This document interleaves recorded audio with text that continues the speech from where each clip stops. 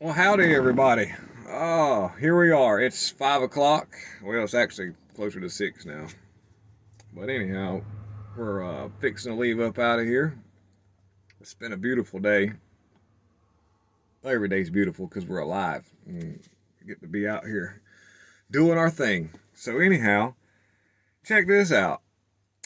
So, the sham people picking process hearing that was held in Arizona yesterday, that held by the Dems. Um, there are, uh, let me see here. Let's see. Didn't go quite as well as they thought it was going to. So, because of the fact that at the, through, it doesn't take much to do a lot. So we had a situation where at the kind of closer to the end, Congressman Biggs asked some very, very tough questions. It was good too, because I was watching. Anyhow, so he asked Gates. He says, "We don't delete data from people picking processes, do we?" And the dude and Gates was like, "Oh no, no, I sure hope not." And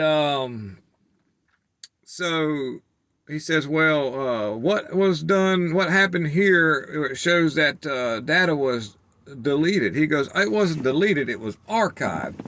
He goes, "Archive? What is that?" He goes, "Well, that's where we sometimes the fax machines need more room so they can put more information on the fax machines. We don't want the fax machines running out of memory.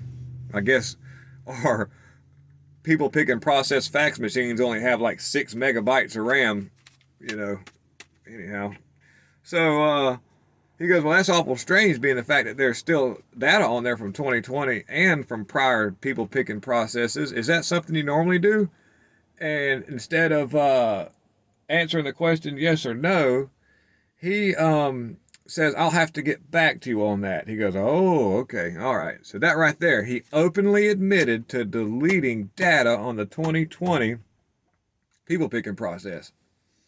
But his excuse was that it was archived and that wasn't part of the subpoena. That subpoena they wanted the election data. That's what the subpoena said. So that would be data. That mean anything. It didn't matter if it was a piece of paper on the floor under the table. You better grab that piece of paper. You better put it in the report, and you better send it to him because it's been subpoenaed. This is a full forensic people picking process checking thingy majingy. Okay.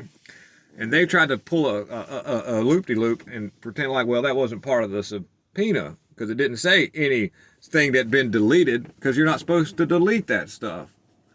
Anyhow, so he admitted to it openly that this happened and tried to backtrack it. He tried to backtrack it, and a few more questions were asked, and they just laid it out there. And I know that at the beginning of the whole thing, some words were said that were like, oh, well, it showed where Biden did win. That was the most significant thing that I seen is that Biden actually did win. And the reason for why that feller done that is because the fact that if you want to go in somebody's house and you want to sit on the couch and turn on the TV, you just don't go in there, act like a fool, because you ain't going to get to sit on the couch. You ain't going to go in the house. You're going to stay outside. If you act like a fool, go outside. So what they did is they wanted the Dems to get comfortable with what was going on. They felt like they wanted them to feel like they owned this so they could just, sit back, get comfortable. It's going to be all you, buddy. So that let them let their guard down. And so with that being said, he sat there and talkied himself right into a hole because of the fact that this is a triangulated attack, information war. We aren't used to doing the gaslight like they are. So whenever we do it and our side sees our side do it, we think that our side is against our side. But in all honesty, shh, I'm gaslighting these people. Y'all sit back. This ain't over. So that's what happened at the beginning. I swear. I know it doesn't, nobody can tell you right way, but I watch things. I know how stuff works because I just I just watch this stuff too close probably. But anyhow, he gaslit them people. He wanted them to think that he was on their side so that he could get in there and get on their good side and let their guard down. You got to let their guard down. He did that, and they admitted to it. Another really damning thing is the two top elections officials from Pima County who resigned right afterwards because they don't want to have their name on any of this stuff. That's kind of a red flag as well. So, being that the supervisor admitted to withholding evidence means that Bronovich needs to act fast. And with support from us, not hate calls, not calling up going, you better do this and y'all better do that. Even though they better, that's not how the world works. Because even if you better do something and somebody tells you better do it, the first thing you do is not do it because they said you better do it. This is human nature.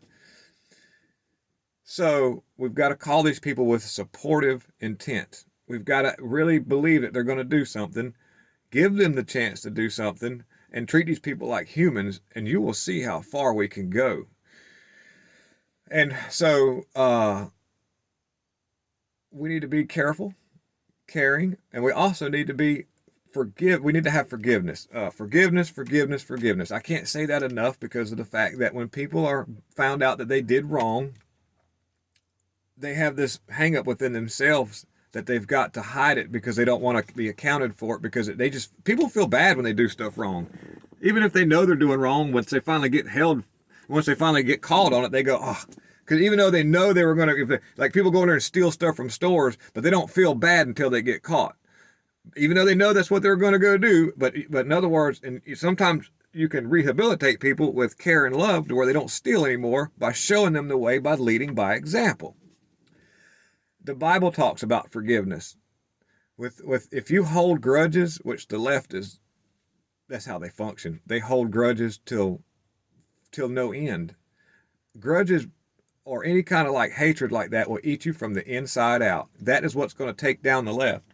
The left will take their own self out with their own self. All we've got to do is play it safe, stay adamant about what we're doing, and this, you just watch. So if you can embrace these people with open arms and forgiveness and bring them over to our side with love, our numbers will grow exponentially.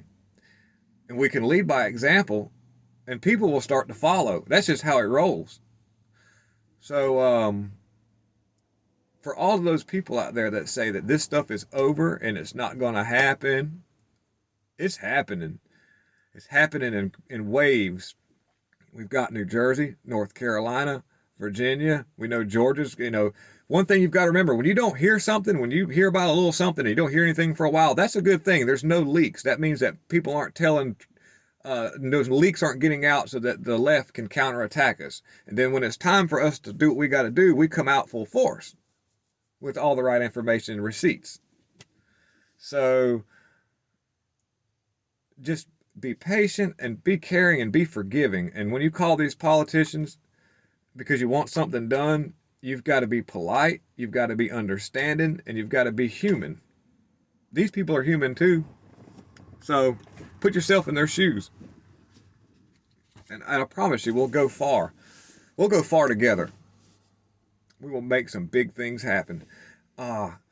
This is a good example. God has given me a platform. I've never done a YouTube video before in my life up until not even quite 2 weeks ago. This isn't even 2 weeks old. This weekend, this channel will be 2 weeks old. And I'm almost at 2,000 subscribers because of the help I've had from fellow people.